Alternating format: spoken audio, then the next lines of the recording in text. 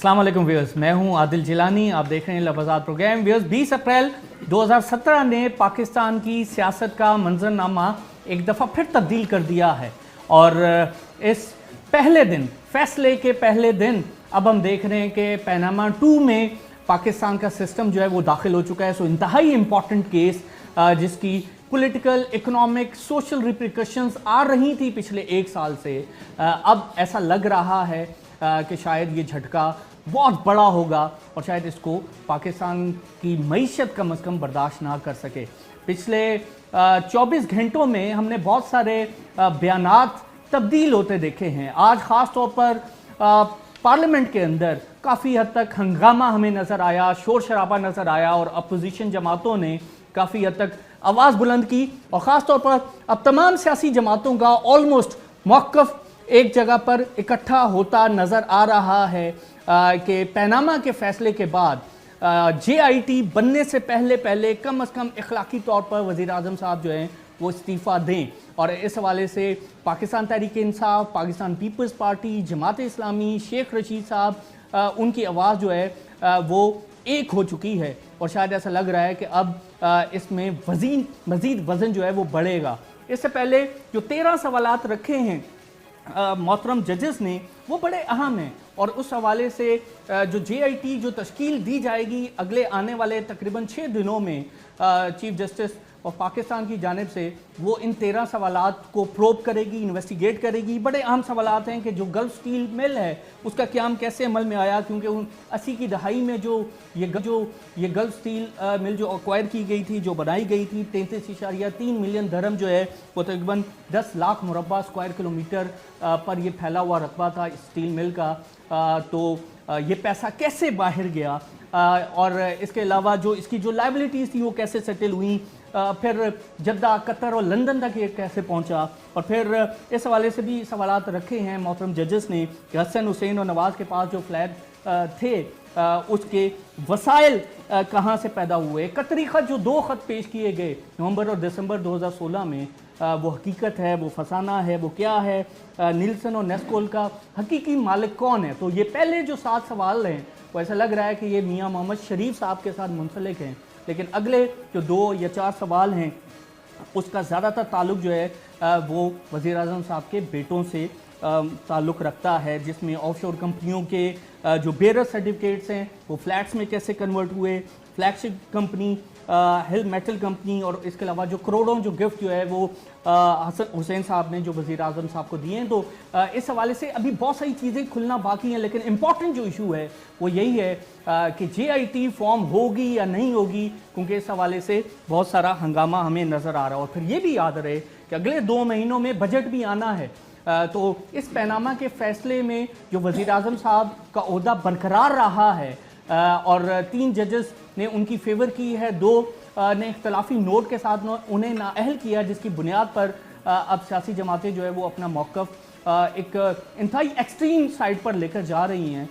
तो इसको देखकर ऐसा लग रहा है कि कम अज़ कम एक तरफ सियासी पारा तो चढ़ेगा, लेकिन हुकूमत को दूसरी तरफ आखिरी बजट अनाउंस करने का मौका भी मिल गया है। तो ये बजट फिर कैसा होगा, लोड शेडिंग है, फिर इकोनॉमिक क्राइसिस बढ़ता हुआ नज़र आ रहा है, एक्सपोर्ट्स बढ़ रही हैं, तो सिचुएशन बहुत हद तक ख़राब हो चुकी है। तो ऐसे सिनेरियो में क्या हुकूमत के पास इतने वसाइल हैं, इतना रेवेन्यू है कि वो आवाम को रिलीफ दे सके, पाकिस्तान के मसाइल हल कर सके। इंतहाई इंपॉर्टेंट नुकता, पैनामा से लेकर इकॉनमी और इकॉनमी से लेकर अवामी रिलीफ तक, ये तमाम फैक्टर्स हम डिस्कस करेंगे।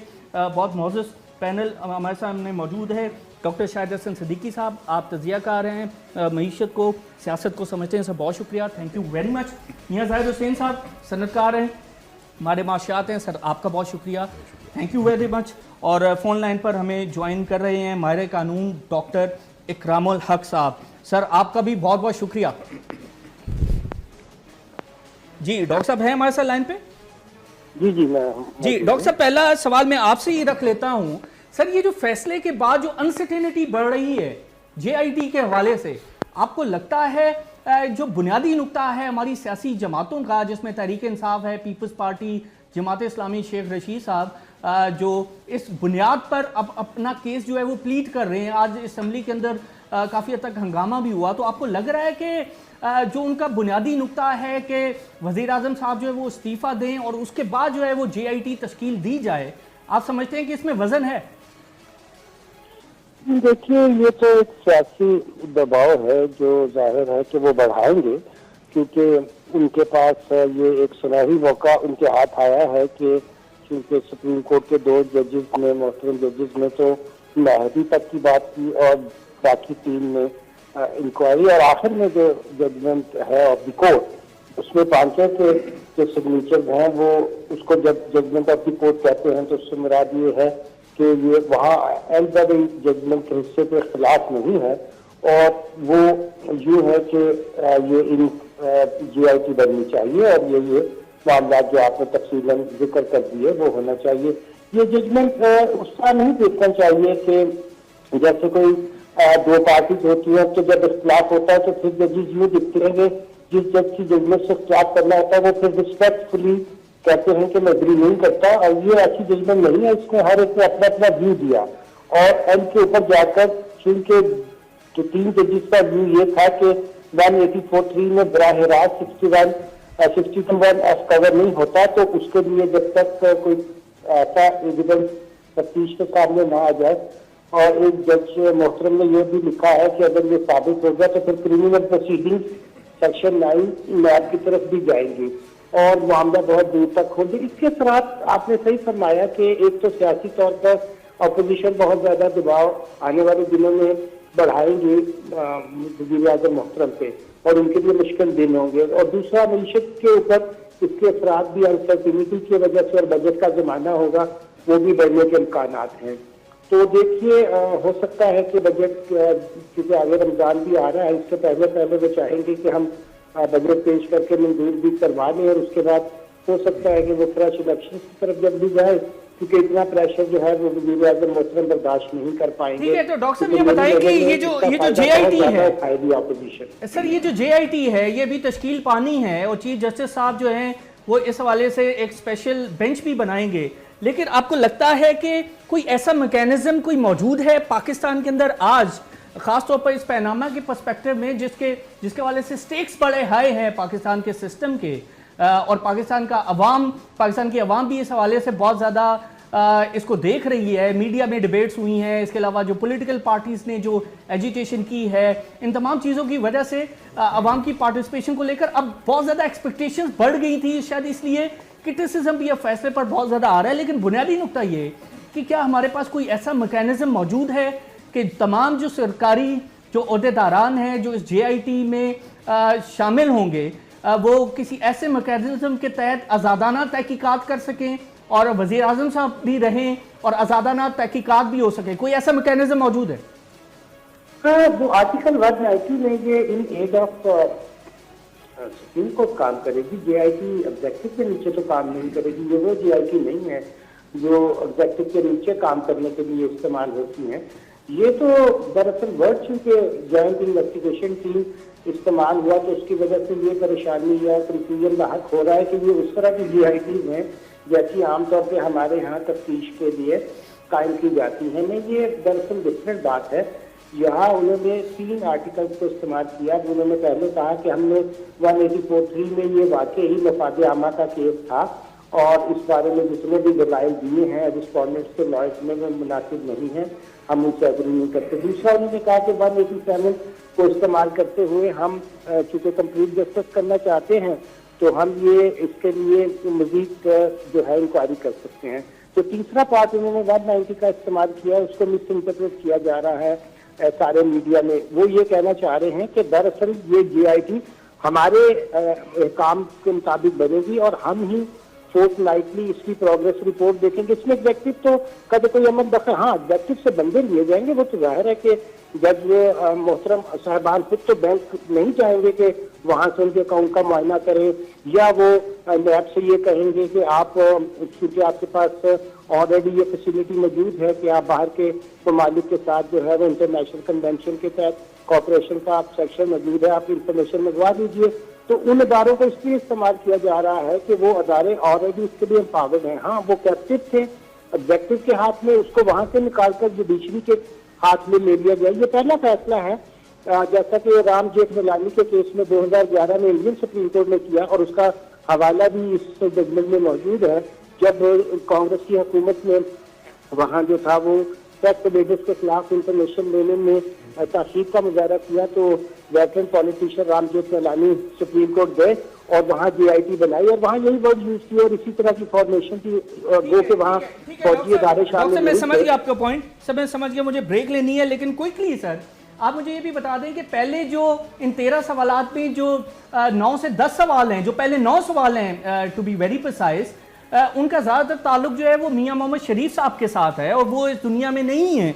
तो अब मुझे ये बताएं कि क्या पाकिस्तान के पास कोई ऐसा शेयरिंग एग्रीमेंट है, क्योंकि ब्रिटिश वर्जिन आइलैंड के अंदर बहुत सारी जो शेयरिंग अरेंजमेंट्स होनी है ताकि वो मालूमात का तबादला कर सकें, क्योंकि British virgin financial services commission के तहत ही अब कोई मालूमात का तबादला हो सकता है।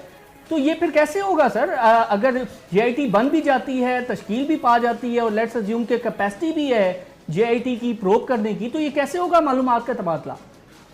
जी वो दरअसल वहाँ दे नहीं रहे थे सबूत। जब 184(3) की प्रोसीडिंग हो रही थी तो वो ये नहीं चाह रहे थे कि आप उनको वहाँ पे समन करते और उन्हें कहते कि अगर आप नहीं देंगे तो एज ए ट्रायल कोर्ट हम आपको पनिश करेंगे। अब उसका तरीका सुप्रीम कोर्ट ने ये निकाला है, ये नहीं कि वो JIT वहाँ रवाना हो जाएगी और वहाँ से कोई सबूत लाएगी। मांगा तो नहीं जाएगा, कहा तो उन्होंने है कि हमने वहाँ इन्वेस्टमेंट की, हमारे ये सबूत है, हमने वो मिल बेची, इतने पैसे हैं। उनसे पूछा जाएगा भी अगर आपके पास कागजात नहीं है और उनका माकूल जवाब होगा, क्या JIT उस पर गौर करती है या वो बैंक अकाउंट जो उन्होंने लोन लिया था BCCI से उसके डॉक्यूमेंट मौजूद हैं। तो ये बातें जो है कोई इतनी मुश्किल नहीं है कि इस पर तहकीक और तफ्तीश ना हो सके। दरअसल ये एक ऐसा कदम है जिससे वज़ीर आज़म मोहतरम को एक और मौका है कि अगर उनके पास जो एविडेंस था, जो उन्होंने कहा कि मेरे पास है, वो पेश कर दें ताकि उनके मामला क्लियर हो जाए और ना करे कि वो अपनी पोजीशन क्लियर करे और अनसर्टेनिटी खत्म हो। क्योंकि बैनुल-अक़वामी तौर पर भी हमारे लिए ये बुरी बात है कि हमारे सिटिंग प्राइम मिनिस्टर जो है वो ज़ेरे तफ्तीश हो, तो उससे हमारा बैनुल-अक़वामी इमेज भी बहुत खराब होगा और इसको फौरी रफा करना चाहिए। मेरा ख्याल है कि वो जितनी जल्दी इसमें से निकल जाए ये मुल्क के लिए भी बेहतर है, उनकी अपनी जात के लिए। एब्सोल्युटली डॉक्टर साहब, बहुत शुक्रिया, थैंक यू वेरी मच। आपने और उसका रिफ्लेक्शन आज हमने असम्बली के अंदर देखा, ऐवानों के अंदर देखा, कॉपियाँ जो है वो फाड़ दी गई, एजेंडे की कॉपियाँ, और तहरीक इंसाफ, जमात इस्लामी, पीपल्स पार्टी, शेख रशीद साहब अब हमें प्रेस कॉन्फ्रेंसेस करते हुए नज़र आ रहे हैं और एक पोजीशन ले ली है पैनामा के फ़ैसले पर कि JIT से पहले वज़ीर आज़म साहब अखलाकी तौर पर अपने ओहदे से अलग हों ताकि आज़ादाना तहकीकात हो सकें। तो इस कॉन्टेक्स्ट में पाकिस्तान का सिस्टम आगे कैसे चलेगा, बजट आने वाला है, अवामी उम्मीदें बहुत ज़्यादा हैं, रिलीफ के हवाले से, लोड शेडिंग ख़त्म होने के हवाले से, इसके अलावा जो सनतकार हैं, जो ताजर हैं, जो माशी एक्सपर्ट्स हैं, वो उसके हवाले से मुख्तलिफ अपनी ओपिनियन भी रखते हैं। सर आप कैसे देख रहे हैं डॉक्टर साहब, ये कितना इंपॉर्टेंट फेज़ है? पैनामा 2 का आगाज़ हो चुका है, तो पैनामा 2 को आप पैनामा इससे पहले जो 1 साल या 2 साल की जो सिचुएशन थी पाकिस्तान की इकॉनमी की, पॉलिटिकल सिस्टम की, कितना तब्दील होता देख रहे हैं?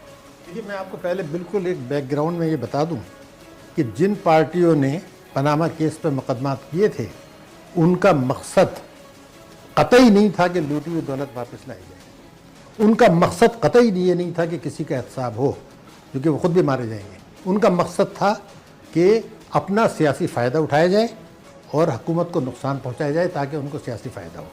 बदकिस्मती से कौमी मुफादात को बालाए ताक रख के ये जो गंदा खेल आज शुरू हुआ है, जिसकी निशानदेही ये इस फैसले के आने के 1 घंटे के बाद मैंने कर दी थी। आज के नेशन में ये चीज़ मौजूद है कि ये जब इमरान खान साहब कह रहे थे हमें ये फैसला मंजूर है, तो मैंने लिखा था कि ये एहतजाजी तहरीक चलाएंगे।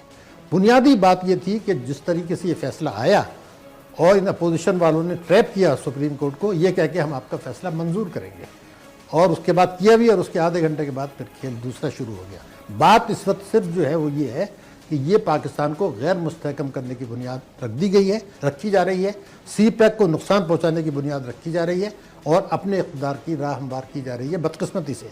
मेरा सवाल ये है, 2-3 सवाल हैं, कुछ सुप्रीम कोर्ट के ऊपर भी सवाल हैं और कुछ इनके ऊपर भी सवाल हैं। सुप्रीम कोर्ट से क्या सवाल? सुप्रीम कोर्ट से सवाल मेरा ये है कि क्या उनको ये पता नहीं था कि पाकिस्तान में ये, आप JIT को छोड़ दीजिए, मैं ये कहता हूँ कि पाकिस्तान के टॉप के एक्सपर्ट्स ले आए उनके पास एक्सपर्टीज ही नहीं है इसको ट्रेल को करने की। मैं बता, आज 21 अप्रैल है, 21 अप्रैल 2016 को मेरा एक आर्टिकल छपा था, पनामा लीक्स, क्या कुछ निकलेगा। मैंने उसमें उनको याद दिलाया था कि जो पाकिस्तान में 2005 में स्टॉक एक्सचेंज का क्राइसिस हुआ था, उसके तमाम दस्तावेज पाकिस्तान में मौजूद थे, मुजरिम पाकिस्तान में मौजूद थे, रिकॉर्ड पाकिस्तान में मौजूद था।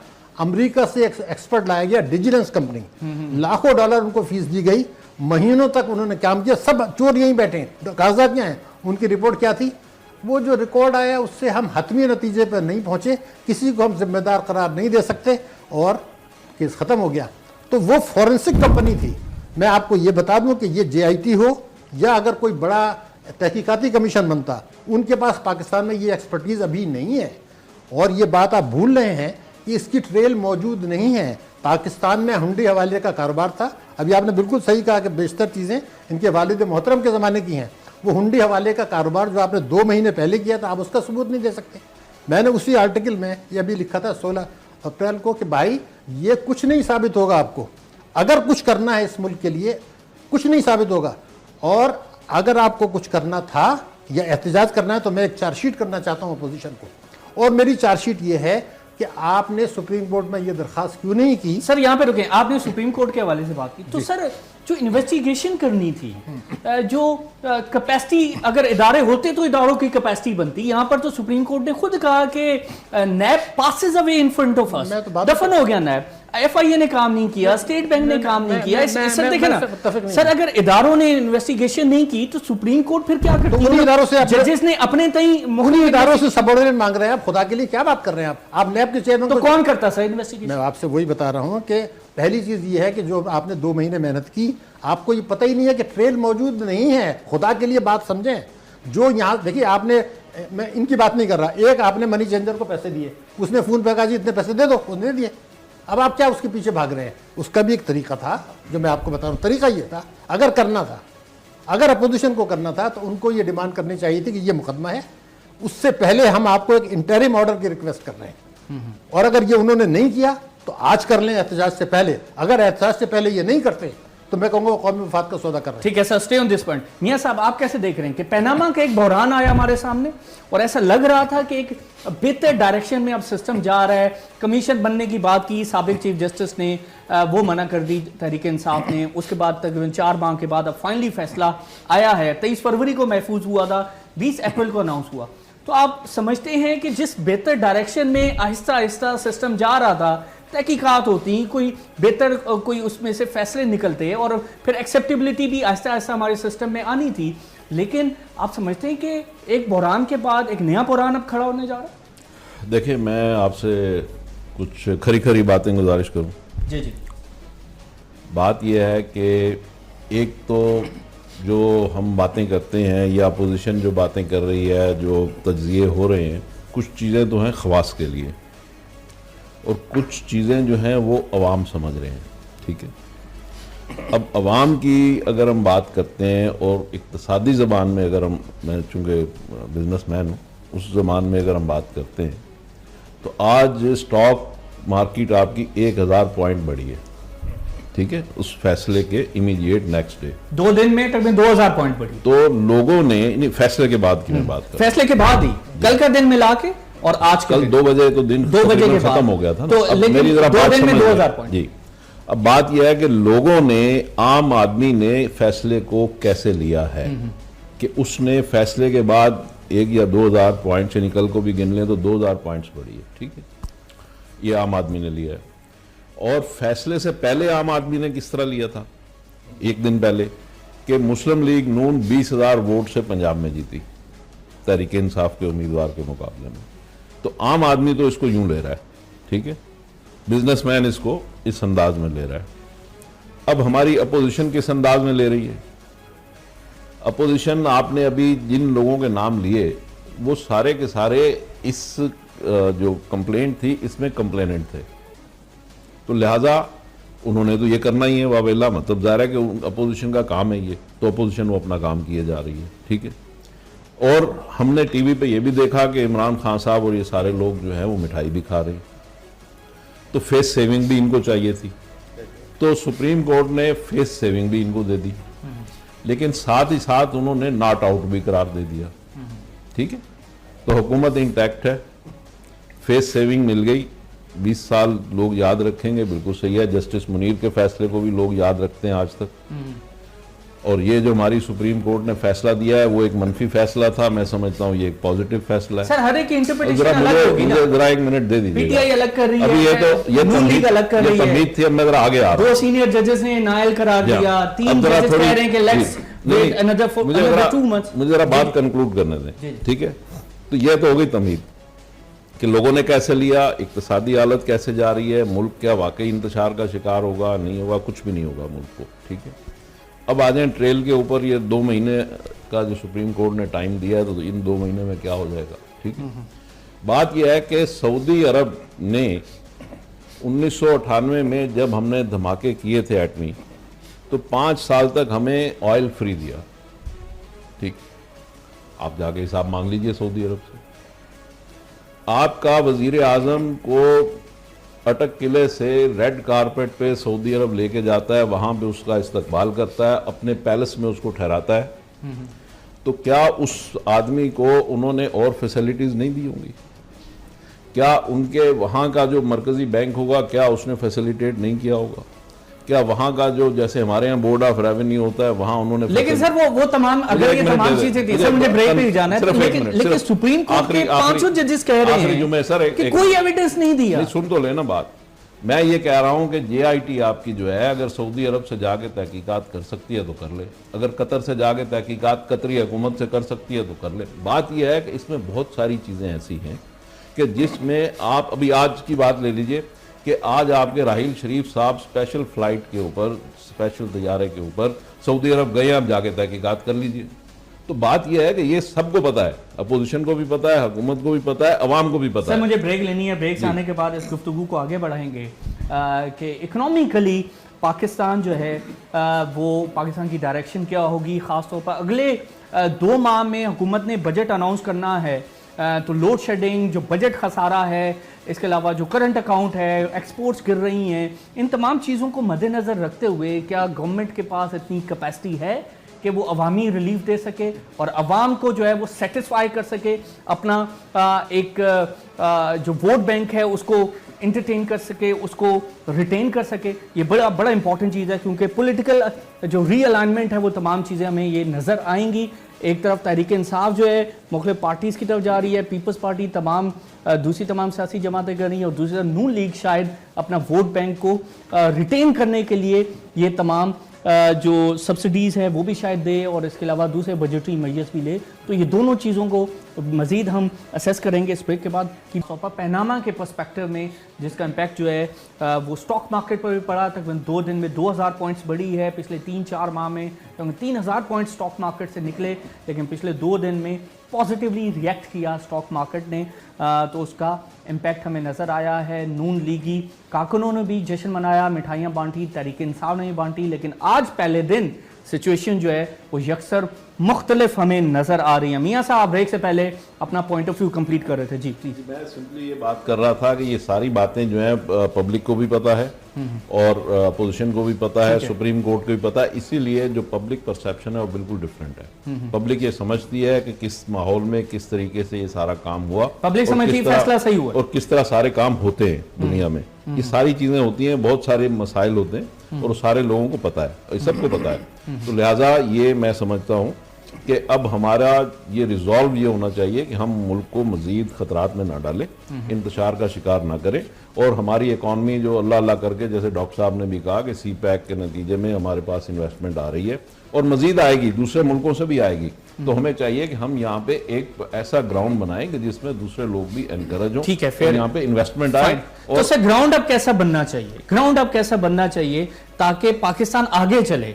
अब फैसला हो गया, अब आप उस पर क्रिटिसाइज कर लें, कुछ कर लें, वो चीजें रिवर्स करूंगी। जी जी, ग्राउंड फिर कैसा? आपने पूछा ग्राउंड कैसा बनना चाहिए, मुझे ये इशू बेस्ड सियासत होनी चाहिए, पब्लिक के मसाइल पे होनी चाहिए। बजट आ रहा है, आप पब्लिक को क्या रिलीफ देनी है, किस तरह देनी है, सेल्स टैक्स कितना होना चाहिए, आपके रिफंड्स कैसे होने चाहिए, आपकी एक्सपोर्ट कैसे बढ़ सकती है, अपोजिशन को इन इश्यूज के ऊपर जाना चाहिए।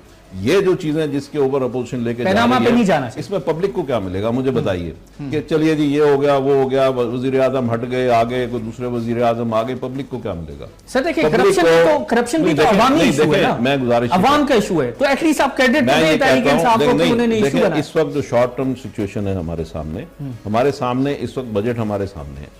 बजट पे बात करनी चाहिए, बजट के जरिए पब्लिक को क्या रिलीफ मिल सकता है, क्या पॉलिसीज होनी चाहिए। आपकी $5 अरब की एक्सपोर्ट कम हो गई है, ठीक है। क्या उसकी किसी ने बात की? किसी ने फिगर की? मुल्क अगर उस तरफ से कल्लाश हो रहा है तो उस तरफ बात करें ना, कि जो असल रियल इश्यूज है। फाइन। जी डॉक्टर साहब, आप कैसे देख रहे हैं? देखिए, अब तहरीक इंसाफ अपनी इंटरप्रिटेशन कर रही है, उनके फॉलोअर कह रहे हैं फैसला सही नहीं हुआ, मियां साहब को फारिग होना चाहिए था। नून लीगी अपनी इंटरप्रिटेशन कर रहे हैं, बावजूद इसके कि 2 सीनियर जजेस के डिसेंटिंग नोट भी हैं उसके अंदर। और अब आगे सिचुएशन कैसे होगी वो अलग है, इंटरप्रिटेशन सबकी अलग अलग है, उस पर शायद हम अगर ना ही जाएं तो बेहतर है। लेकिन अब बताएं कि गोइंग फॉरवर्ड जो सियासी मुस्तकबिल है वजीर आजम साहब का, वो आप समझते हैं कि एक समहाउ एक महफूज रास्ता वो बना पाएंगे, जैसा कि यहाँ पर उन्हें एक सेफ पैसेज मिल गया GIT के अंदर भी? देखिए, मैं आपको पहले ये बता दूं कि पनामा से आपके पास एक विंडो ऑफ अपॉर्चुनिटी है, और ये हम सियासत में, और ये सियासी खेल जो सियासतदान कर रहे हैं, हम उसके हिस्सेदार ना बने। असल में मैं आज भी कह रहा हूँ, मीडिया का एक बहुत ज़बरदस्त किरदार है कि उन्होंने बहुत नेगेटिव काम किया है अब तक। इलेक्ट्रॉनिक मीडिया की बात करें, इस वक्त आप जो प्रोग्राम करें उसमें पूरा टाइम इस बात को दें कि भाई देखो ये फैसला आ गया, अब ये अगर आ भी गया, मैं कह रहा हूँ, मैंने यूरोप में बैंकिंग की है, आपको सबूत नहीं मिलेगा, और अगर GIT से ज़बरदस्ती सबूत दिलवाया गया तो उससे कुछ फ़ायदा नहीं होगा, वो मुतनाज़ा रहेगा। आपको सबूत मिलेगा नहीं, जिनको पता है वो जानते हैं। अब इसको क्लोज कैसे करें? इसको क्लोज करने का तरीका बताता हूँ। आप अपोजिशन को और पब्लिक को तैयार करें कि अपोजिशन से ये कहा जाए कि आप एहतजाज यहाँ से शुरू करें। नंबर 1 कि हमें हुकूमत से ये डिमांड कर रहे हैं, हम हुकूमत से ये डिमांड कर रहे हैं कि ये तो GIT बना रहे हैं, चलने दें उस काम को। मुझे तो आप सिर्फ इतना बता दीजिए कि क्या जो आप क्या चाहते हैं कि बाहर के जो एसेट्स गए हैं, जो पाकिस्तान के अंदर पनामा से कम 500 गुना ज़्यादा असासे मुल्क के अंदर मौजूद हैं, जो लूटी हुई दौलत से बनाए गए हैं, जिनकी तफसीलात हुकूमत के रिकॉर्ड में हैं, जिनकी रिकवरी आप 2000 अरब रुपया चंद माह में कर सकते हैं, वो करके आप बजट बना के आपको रिलीफ दें। और अगर हुकूमत ये खुद कर ले तो लोग अपोजिशन को किक मारेंगे। नंबर 1 मेरा सवाल सुप्रीम कोर्ट से भी यही है, मैं उनको बार बार मैं भी लिख रहा था कि भाई ये तो आप कर रहे हैं, ज़रूर करें, मगर जो मुल्की पनामाज हैं, बैंक डिपॉजिट्स हैं, प्रॉपर्टीज़ हैं, बंगले हैं, नेशनल सेविंग्स में पैसा पड़ा हुआ है, गवर्नमेंट की सिक्योरिटीज़ में पड़ा हुआ है, गाड़ियों में पड़ा है, अगर उस पर आप टैक्स लें कानून के मुताबिक तो आपको 2000 अरब रुपया मिल जाएगा, आपका बजट का मसला हल हो जाएगा। ना अपोजिशन बात कर रही है, ना मीडिया बात कर रहा है, ना अदालत ने बात की। हालांकि यहाँ 100% गारंटीड रिजल्ट आएगा। बैंक डिपॉजिट उससे पैसा निकाल लें। अच्छा सर, ये मौजूदा जो सूरत हाल है, मुझे उसमें बताएं कि खुद हुकूमत की साख के लिए कितना जरूरी है कि अगले 2 माह में एटलीस्ट बेहतर डायरेक्शन में काम करे, अवामी रिलीफ दे, कोई रिलीफ नहीं है, कोई रिलीफ नहीं है। देखिए बात बता दो, बात क्या है, खेल इस वक्त क्या हो रहा है? सर अब तो 4.5 साल जाया हो गए ना रिफॉर्म, आपने 70 साल जाया कर दिया, अब 4.5 इस वक्त भी जो ड्रामा चल रहा है, इस वक्त बजट जो बनेगा, इलेक्शन जो होगा, जो खेल पाकिस्तान में शुरू हुआ है, हम उसमें हिस्सेदार ना बने। खेल ये शुरू हुआ है कि अगला इलेक्शन जो है इश्यूज के बजाय, अवाम की फलाह बहबूद के बजाय, मईशत की बेहतरी के बजाय इल्जाम पे लगेगा। आपने पूरी बुनियाद रख दी है इस मुल्क में, खुदा के लिए इसको बंद माने। ठीक है, मैं बार बार कह रहा हूं कि बात ये करें कि भाई आपने टैक्सेस कितने बढ़ाए, कौमी बचत कितनी बढ़ाई, सरमायाकारी कितनी बढ़ाई, सीपैक से तो वो ला रहा है ना, आप क्या करेंगे? अवाम को क्या रिलीफ? अगर अवाम को रिलीफ की बात कर रहे हैं तो कहां से देंगे? क्या अपनी जेब से निकाल के? सर मैं वही तो कह रहा हूं, आपने जो काम करना था, जो पब्लिक सेक्टर एंटिटीज को, सर मैं आपके पास आप गलत बात कर रहे हैं। पब्लिक सेक्टर से क्या बात कर, इस वक्त बात 500 अरब रुपया जाया होता है। 2000 अरब रुपए की मैं आपको बता रहा हूँ, पनामा जो मुल्की पनामाज हैं, नहीं, 2000 पे तो कोई इख्तलाफ ही नहीं है ना। वो क्यों नहीं करते? नहीं तो वो करना, वो किसने करना? सुप्रीम कोर्ट को करना चाहिए था। अगर इन्होंने नहीं किया, उन्होंने 540 पेज, सारा काम 540 करेगी तो वफाकी इदारों ने क्या करना? भाई 540 पेज जो लिखे, उसके बजाय ये लिख देते हैं कि भाई ये प्रॉपर्टी बंगले, वो तो केस नहीं था ना उनके पास, वो तो केस नहीं था, वो तो जो पिटीशन आएगी उसके मुताबिक होगा वो करेंगे। डॉक्टर साहब का एक पॉइंट वैलिड है। मैं दूसरी बात कर लूं, मैं भी आपको बता दूं, नहीं ऐसा नहीं है, इतना आसान नहीं जो हम कर रहे हैं। सवाल ये पैदा होता है कि आप लूटी हुई दौलत की बात कर रहे हैं ना, मैं दूसरी बात कर रहा हूं, क्या किसी अपोजिशन ने या सुप्रीम कोर्ट ने ये कहा कि भाई पैसा आप तलाश करने जा रहे हो, आज जो पैसा चोरी का बाहर जाके 111 सबसेक्शन 4 से वापस आ रहा ठीक है, जिसको कि एफबीआर के चेयरमैन ने कहा 3000 अरब रुपए का नुकसान। ये कैसी कौम है कि पनामा के पीछे भाग रहे हैं और जो 111(4) खत्म करके आप 2-3 हजार अरब रुपया साल मजीद बढ़ा सकते हैं, उसको बात करते में हम शर्माते हैं। तो मेरा कहना ये किसका खेल खेल रहे हैं आप, हम किसका खेल खेल रहे हैं? क्या अपोजिशन आज ये डिमांड नहीं करती कि भाई ये फैसला जरूर जीआईटी होता रहेगा, आप 111(4) बजट में खत्म करके दिखाएं। नंबर 2 मेरी डिमांड है कि आप बजट में ये कहेंगे सही है। नहीं, मगर अभी तीसरी बात भी आपको बता दूं, मेरा कहना ये था कि आज हमने एक टैक्स एमनेस्टी स्कीम लाए हैं। वो टैक्स एमनेस्टी स्कीम कौन लाया? सूबे लाए। इसलिए कि जिसकी डीसी रेट 3 करोड़ है, वो प्रॉपर्टी 18 करोड़ में बिक रही है। अगर इमरान खान अपने सूबे में ये कह दे कि जी ये जो मेरी प्रॉपर्टी मार्केट रेट 18 करोड़ है, मैंने डीसी रेट 18 करोड़ कर दिया, इसका तो सेंटर से ताल्लुक ही नहीं है, तो ये टैक्स एमनेस्टी फेल हो जाएगी। नहीं तो वो तो उनका उसका इतलाक तो उनके अपने सूबे में होगा ना, बाकी तमाम 3 सूबे तो अलग भाई, हैं। आपने जब आप करेंगे, जब मॉडल बन सकते हैं, नहीं तो आपने क्यों नहीं, सवाल ये है कि आप अपने सूबे में तो करते नहीं है, टैक्स एमनेस्टी ले रहे हैं आप। तो अगर आप नहीं करते अपने सूबे में डीसी रेट इसलिए कि आपको खतरा है, तो आप हुकूमत से क्या डिमांड कर रहे हैं? आप टैक्स एमनेस्टी को चैलेंज करें कोर्ट में और अपने आप बढ़ा दें। नंबर 1 वो नहीं किया और अब डिमांड भी नहीं कर रहे।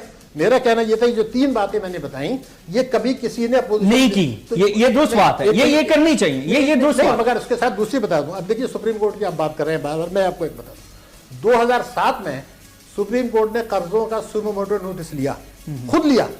सुप्रीम कोर्ट के चीफ जस्टिस ने अपने एक रिटायर्ड चीफ जस्टिस की सरबराही में कमीशन बनाया, वो जस्टिस जमशेद कमीशन बना। उसकी रिपोर्ट आए हुए 4 साल हो गए, वो डम पड़ी हुई है, वो 200 अरब का नुकसान हो गया। अब कोई उनसे पूछेगा कि भाई आपने ही कमेटी बना, आपने कमीशन लिया है, आपने मुकदमा किया, आपने कमीशन बनाया, आप ही को रिपोर्ट आ गई, अब उस पर तो आप फैसला नहीं करते, आप दूसरी जगह। Sir point taken. मैं गुफ्तगू को आगे बढ़ाऊं। आप दोस्त कह रहे हैं सर, तहरीक इंसाफ एक बहुत बड़ा इंपैक्ट क्रिएट कर सकती है, इंपैक्ट क्रिएट कर सकती है, आप भी करें। तो अब से मुझे ये बताएं कि वफाक ने जो काम करना था, पीआईए स्टील मिल को जो रिफॉर्म करके 500 अरब रुपए का खसारा बचाना था, टैक्स पेयर का पैसा वहां चला गया।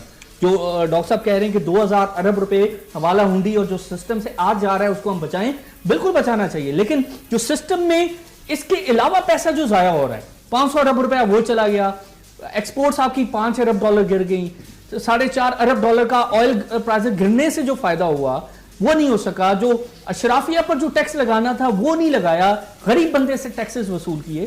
तो मुझे ये बताएं कि वफाक ने जो काम करने थे वो तो नहीं किए, तो क्या आज हम सारा ब्लेम अपोजिशन जमातों की तरफ शिफ्ट कर सकते हैं बेस्ड ऑन पनामा कि इसकी वजह से सारा मुझे जरा गुजारिश, आप जरी टैक्स क्यों नहीं बात कर रहे हैं? जी जरा भी शामिल कर, बिल्कुल जरी टैक्स आपको पता 100 अरब से ज्यादा क्यों नहीं कर रहे?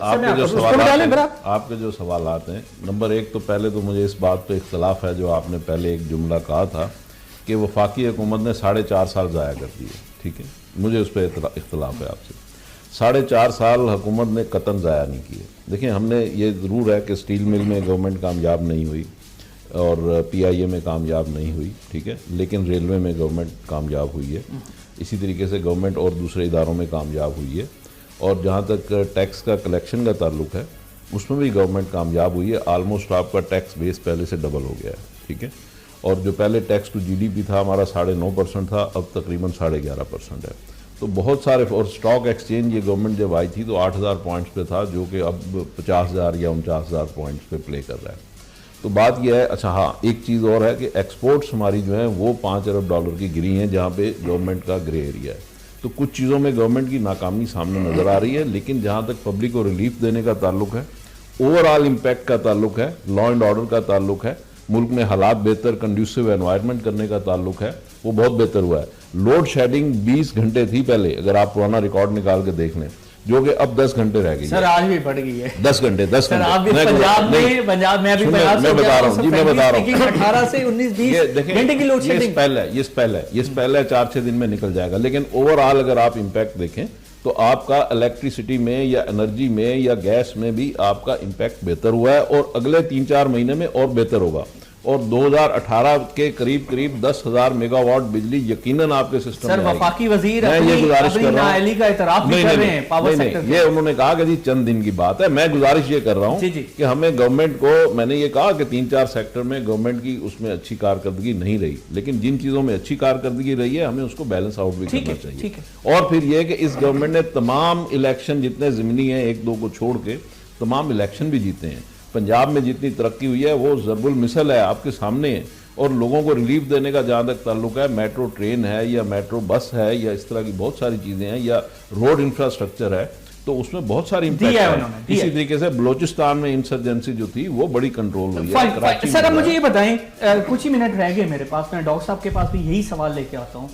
जो काम हम नहीं कर सके वो हमारी कोताहियां थी, पूरे सिस्टम की, तमाम सियासी जमातों की कोताहियां थी, एक इकोनॉमिक एजेंडा पे इकट्ठे नहीं हो सके। लेकिन अब मुझे बताएं, एक मिनट सर मैं सवाल कंप्लीट करूं। जो कोताहियां थी उसका टाइम हमने वेस्ट कर दिया। अब अगले 8 से 10 महीने 12 महीने रह गए हैं सर नेक्स्ट इलेक्शन में। अब क्या हुकूमत के पास इतनी कैपेसिटी है कि कम से कम वो अपनी साख बेहतर कर सके? बिल्कुल बहुत आसान है। देखिए, अपोजिशन अगर इशू बेस्ड पॉलिटिक्स करेगी उसका पब्लिक को भी फायदा होगा, गवर्नमेंट को भी फायदा होगा, मुल्क को भी फायदा होगा, अपोजिशन को भी फायदा होगा, और ये मेरिट बेस्ड सियासत होगी। लिहाजा हमें इश्यूज पे जाना चाहिए और हमें स्कैंडल्स पे नहीं जाना चाहिए। अगर हम स्कैंडल्स पे जाते रहेंगे तो जितना मर्जी आप इसको गुब्बारे की तरह हवा भरते जाएंगे और उसको फुलाते चले जाएंगे, लेकिन उसका अल्टीमेट कोई रिजल्ट नहीं। जी डॉक्टर साहब, देखिए बात यह थी कि मेरे पाकिस्तान की जो तारीख है, जिस साल में 3 हुकूमतें बरसर आती हैं, एक जाने वाली, एक केयर टेकर और एक नई, चाहे वो पुरानी, उसमें हमेशा आपकी इकनॉमी ख़राब होती है, उसमें एक अकाउंटिंग जगलरी होती है, कुछ रिलीफ्स दिए जाते हैं और एक्सपेंडिचर रोक लिए जाते हैं, तो बजट खसारा बाद में जाके 9% हो जाता है। बात ये थी कि हमारा टैक्स बेस गिरा है। दोबारा बता दूँ आपको, 2010 में 16 लाख गोशवारे दाखिल हुए थे, इस साल 11 लाख हुए हैं। ये अकाउंटिंग जगलरी बहुत ज़्यादा हो रही है और हुकूमत ने एनर्जी सेक्टर में जरूर कलेक्शन की बात करें। टैक्स कलेक्शन का भी ऐसा है कि टैक्स कलेक्शन का निजाम तबाह और बर्बाद कर दिया। विद होल्डिंग टैक्स का मतलब ये है, और नॉन फाइलर क्या होता है पहले सब, नॉन फाइलर का मतलब ये कि टैक्स फाइल कर, चोरी करना चाहते हो कर लो, थोड़ी कीमत दे दो। अरे भाई, आप निजाम तबाह कर रहे हैं। आप इनकम टैक्स लें, कोई विद होल्डिंग टैक्स नहीं।